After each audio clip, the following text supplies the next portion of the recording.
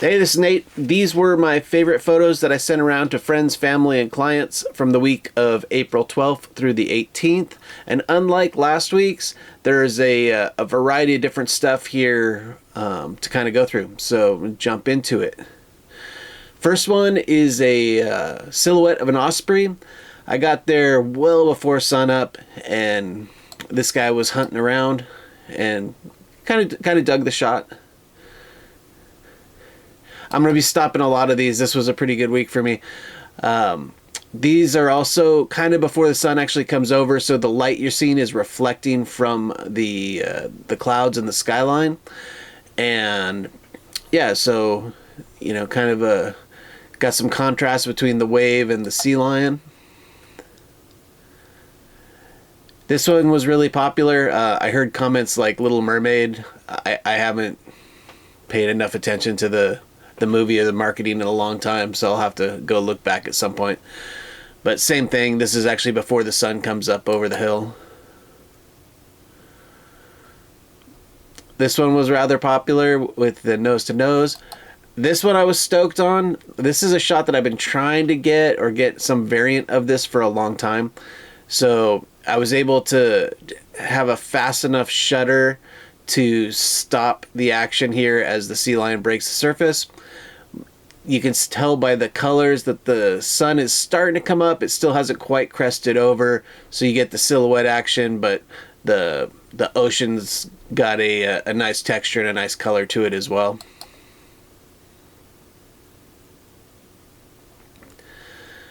Two male sea lions. These aren't the real big guys, but those are due here in the next couple weeks. They're starting to get a little rambunctious this time of year, so they wrestle around a bit more. Another sea lion sitting on the beach. This shot's funny. Something about it I get a kick out of, but it's because it makes me uneasy. I don't know if everything's at an angle weird, or maybe it feels like it's sliding downhill. I'm not 100% sure, but this shot gets my attention because I don't necessarily like some aspect of it. And so yeah, I got a kick out of it. Cormorant with its eyes closed. These guys are going through a bit of a tough patch. So are the pelicans with the water temperature and the food shortages. The bait balls are just starting to show back up offshore, so hopefully these guys are getting out there and getting some food.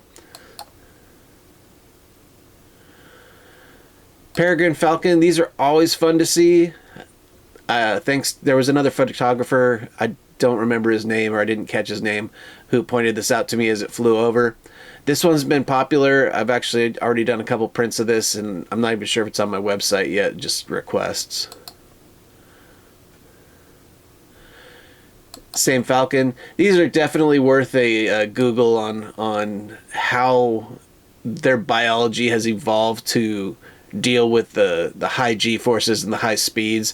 Definitely check out peregrine falcons, and how their nostrils are built to protect their their lungs and their brain, and their heart works to keep them from passing out in these high G dives. I mean, it's pretty incredible what nature does. Another look at the Osprey as he came back by. It was an Osprey that was silhouetted first thing in the morning in that first shot. And I think this is the same one headed on its second loop. You can see how big these claws are, for going to get fish. It's really interesting, like the gulls and the cormorants and the other birds that are around. They can tell the difference between the Osprey and the falcons from quite a distance, because they really don't move for the ospreys at all. But when the peregrine falcons come around, they'll get up and go. I'm desperately trying to. I just know it's a prey bird. This was one of my aunt's favorites. Sometimes these sea lions crawl up pretty high up on the cliff. There's actually some grass growing in here. Looking at it is kind of I didn't really notice the purple flowers, and you got the blue, and yeah, my aunt's got good taste usually. This was my favorite from the day. Something about the multitude of contrast. You know, you've got the color contrast, you've got the density of the objects contrast, you know, between, say, like the rocks and the foam. You've got the movement, you know, all through this whitewash, the movement of the sea lion jumping off, the movement of this water, you know, water falling off. And then, you know, you compare that to how static these rocks are, and, you know, the slow erosion that makes these shapes, but it's not, you know, those are static essentially, and versus all this other motion. This is one that might get printed for my office. I'm not 100% sure yet. Thermoregulating. I always like the water when it's doing that. These ones were popular. First, just as first light was hitting, you know, I was able to capture the sea lion's. I knew this word too. I wrote it down over here.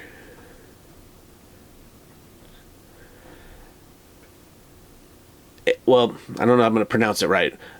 Vibrissae. Their whiskers are very technical. What they do. Fun shot. Next one's kind of the same thing. Different look at it. Again, you know, the light's really working with, you know, the light versus the dark contrast. These shots tend to be pretty popular. I like this one. I don't necessarily think that it's fine art, but I got a kick out of, you can see the bubbles and the tracking here off of the sea lion's head as it surfs. I've been struggling to get surfing photos that I've really liked of the sea lions lately, but this one I got a kick out of.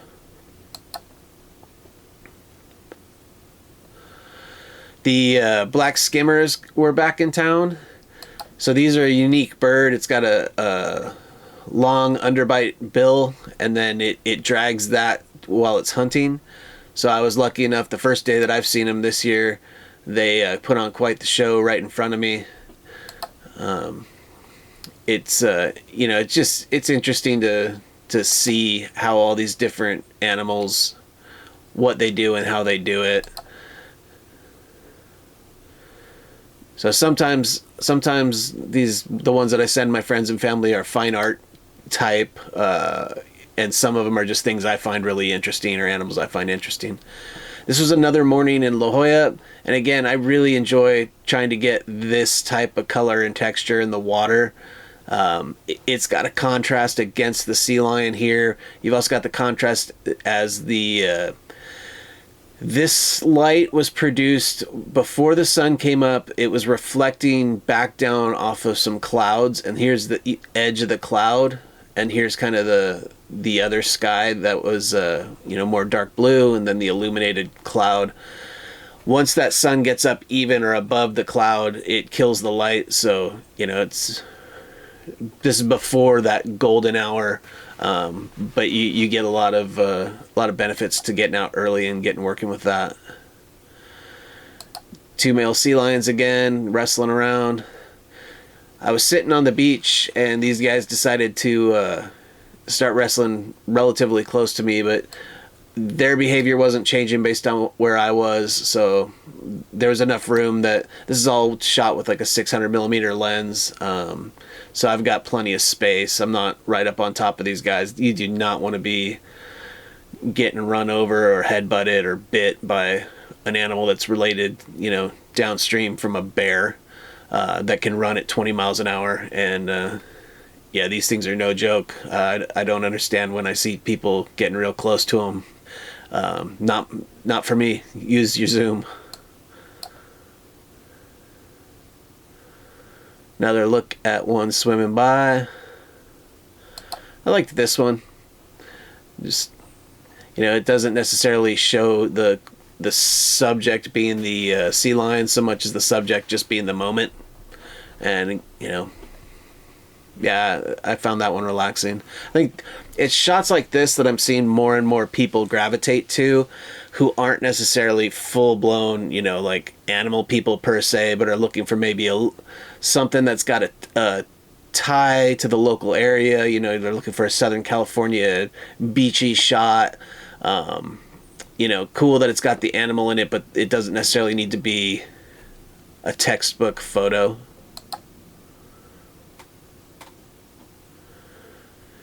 This one shows an interesting size difference. Again, this isn't even a really big male sea lion. This is just a fairly average male sea lion, but you can compare it to this yearling.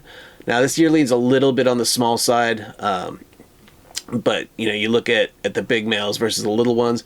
This one also has what I believe to be a cookie cutter shark mark on it. Do not Google cookie cutter shark unless you're ready for absolute nightmare fuel. It's not a wound that's going to hinder this animal very much. You can see it's just kind of through that top layer. But it would suggest that they're getting into warm water and I believe deeper water. So it's actually, by seeing these wounds, you can kind of track where these animals are going. Both dolphins, whales, and sea lions will all kind of get hit by these. Seals too. Here's a common dolphin. This guy was doing repeated chin slaps over and over, so he was kind of coming out of the water, arcing his back, and whacking down real hard, making a loud noise, having a good time. Here is a definitely not fine art, but it's just interesting. So this is a fin whale, and I've been sending these to a couple different groups that track them, and this one had some really unique damage, whether it's from a bite or an entanglement. I'm not 100% sure. A lot of these whales are showing entanglement injuries in different spots, according to one of the conservation groups I sent them to. This one of the naturalists was thinking that these are probably teeth rake marks and that this was probably just a bite.